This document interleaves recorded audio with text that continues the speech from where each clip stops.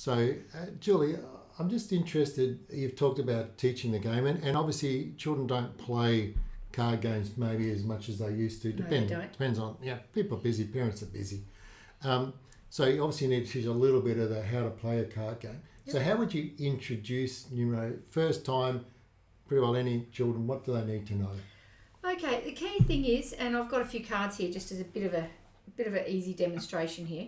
So, and I'll write on here just to make it nice and clear. When I'm looking at this, I'm saying that this card here is the centre. So if you can imagine your card game, you have this in the centre and you would have a deck sitting alongside that.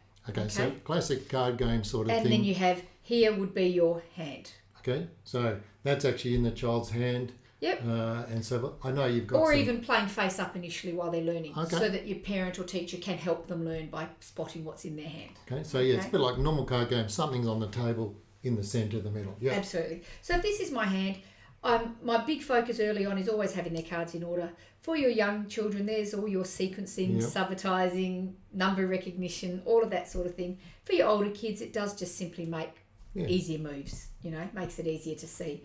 But your initial start when you're playing is the goal of the game is to win as many cards as you can. Okay. All right? The simplest way to do that is to match cards. So if I've got a 5 in my hand, I can match it with the 5 in the centre and say 5 takes 5. That would go next to me. That's the start of my winning pile. And then I would pick up from the deck to have 5 cards and I'd reorder it again.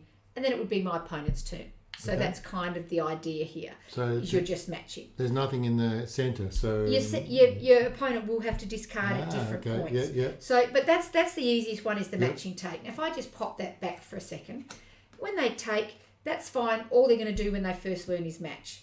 Later on, they'll learn to do the addition that we have talked about when we talk about the levels of Numero. And I could still, if I'm working with a junior child, they could still do 5 takes 5 and win 2 cards. But then you get your older students who are going to join them together, and we use the phrase join in our rules, and we say 5 plus 3 is 8, and they could take that with the 8, which means they're now going to win 3 cards. Okay, so I see a couple of things going on here. You've actually physically put them together, like you glued them together. Absolutely. Join, so we've got the 8.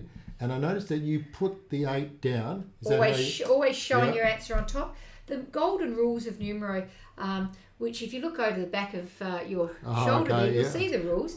And the first rule is that you can only ever... There we go. Yeah. The first rule is that you can only play 1 number card from your hand. Okay. So playing that is my 1 card. So I can play that 1 card and do a take. It is still a take. That was a join and a take. And they would go in my winning pile. Yep. At the end of my turn, I'm going to count that winning pile to see who has the most cards. So that's sort of a take is matching or using an answer from your hand to win something in the centre. Okay, so that's pretty well the basic sort of thing. So we'll look at expanding that idea a little bit, but that's pretty simple. Yeah, it's very simple in its basic format. Thank you.